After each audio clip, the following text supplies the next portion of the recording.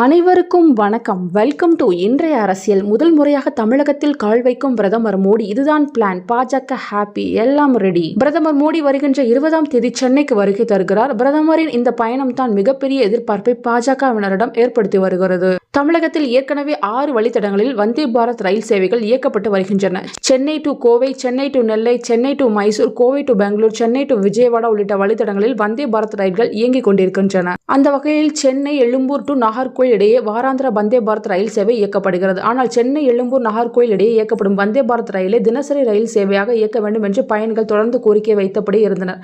இதற்கு தெற்கு ரயில்வே நிர்வாகம் முன்னெடுத்த நடவடிக்கைகள் காரணமாகவே சென்னை எழும்பூர் நாகர்கோவில் இடையே தினசரி வந்தே பாரத் ரயில் சேவை இயக்க அனுமதி அளித்துள்ளது.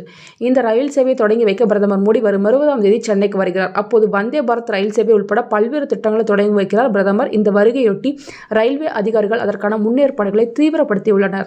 நாட்டின் பிரதமராக 3வது முறையாக மோடி பொறுப்பேற்ற பிறகு சென்னைக்கு முதல் முறையாக வரவுள்ளார் மோடி. இந்த பயணத்தின் போது சென்னை வந்தே பாரத் ரயில் சேவை உட்பட பல்வேறு ரயில் திட்டங்களை தொடங்கி வைக்கிறார். இந்த திட்டம் தொடர்பாகவும் பிரதமரின் வருகை தொடர்பாகவும் தெற்கு ரயில்வே அதிகாரிகள் சில தகவல்களையும் வெளியிட்டிருக்கிறார்கள். பிரதமர் மோடி 20ஆம் தேதி சென்னைக்கு வருகிறார். அப்போது அவர் பல்வேறு ரயில்வே திட்டங்களை தொடங்கி வைக்க உள்ளதால் சென்னை சென்ட்ரல் ரயில் நிலையத்தில் விழாவுக்கான ஏற்பாடு செய்யப்பட்டுள்ளது.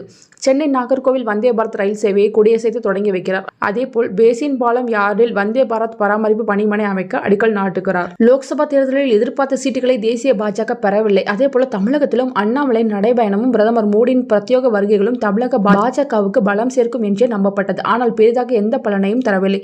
எனினும் 3வது முறையாக ஆட்சியை பிடித்துள்ளதால் பாஜகவினர் படு உற்சாகத்தில் உள்ளனர். இன்று கூட தமாக தலைவர் ஜி.கே. வாசன் செய்தியாளர்களிடம் பேசும்போது மக்களின் நம்பிக்கையை பெற்று மரியாதைக்குரிய சதவீதத்தை பாஜக கூட்டணி பெற்றுள்ளது. இந்த சதவீதத்தின் அடிப்படையிலே பாஜக தலைமையில் அனைத்து கட்சி தலைவர்களும் தொடர்புடைய உழைப்பை பாராட்டுகிறேன். இந்த சதவீதம் என்பது வருகின்ற 2026 சட்டமன்ற தேர்தலுக்கு நிச்சயமாக எங்களுக்கு அடித்தளமாக அமையும் என்று பெருமிதம் தெரிவித்திருக்கிறார்.